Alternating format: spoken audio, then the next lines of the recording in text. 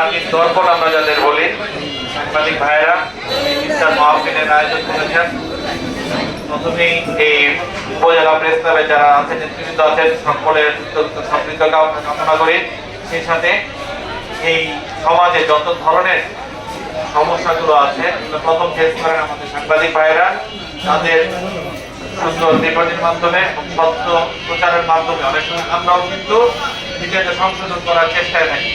যদি কোনো কাজ ভুল হয়ে যায়, এই সাংবাদিকরা কিন্তু আমাদেরও ছাড়বে না, আমাদের বিরুদ্ধে লিখবে, ঠিক না? সেই জন্য আমি আপনাদের কাছে আহ্বান থাকবে, সত্যের পথে লিখবেন, সত্য কথাটা যেন মানুষ জানতে পারে। প্রতিবার আপনারা শক্তি সমাজের সবার আগে প্রতিবাদটা হয় আপনাদের অন্তত, আপনারা প্রতিবাদটা চালিয়ে রাখবেন। সেই সাথে কোনো ধরনের ক্ষমতা এবং শক্তির কাছে, কোনো অনৈতিক অর্থনীতির কাছে মাথা নত করবেন না। এই রমজানের ইফতারের আগে আপনাদের সকলের এটা আমাদের ওয়াদাবদ্ধ, আমাদের সাংবাদিকতা একটা মহান পেশা, এই পেশাটা যাতে নষ্ট হয়ে না যায়। আবারও সবাইকে রমজানের